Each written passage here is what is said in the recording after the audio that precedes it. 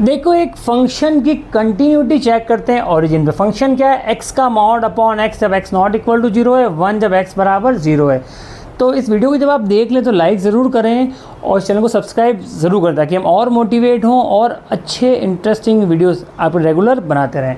देखो सबसे पहले क्या करना है आपको, देखो इस करने का देखो जो शॉर्ट तरीका वो है ग्राफिकल अप्रोच। क्या करो, इस मॉडुलस को हम ओपन कर लेते हैं। देखो ध्यान से, ये fx है आपका, देखो ध्यान से fx है आपका, तो ये खुलेगा, देखो x का मॉड खुलेगा पॉजिटिव x। कब खुलेगा पॉजिटिव x?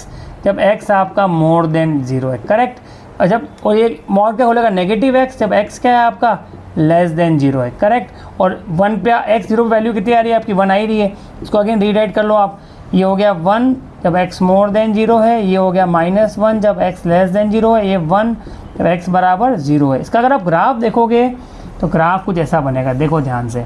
0 जब x 0 से बड़ा है वैल्यू कितनी है, 1 आ रही, देखो 1 आ रही वैल्यू, करेक्ट। और जब x 0 पे वैल्यू कितनी आ रही है, 1 आ रही है, करेक्ट। और जब x लेस देन 0 इधर वैल्यू कितनी आ रही है, -1 आ रही है, ये -1 साफ दिख रहा है। 0 के लिए देखो RHL कितना है, ये RHL है, 0 से बड़ा 1 है। कितना LHL कितना है 0 के पे, -1 है। फंक्शन की वैल्यू क्या है, 1 है।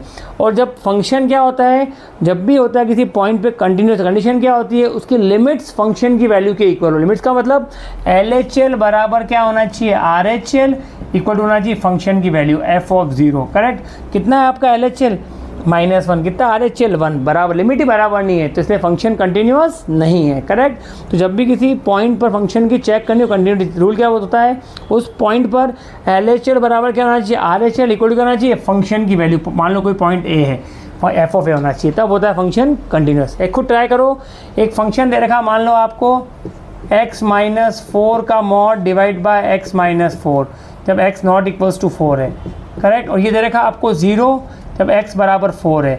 तो आपको x बराबर 4 पर चेक करनी है फंक्शन की कंटिन्यूटी। तो x बराबर 4 पर इस फलन की सांद्रता की जांच कीजिए, ट्राई कीजिए।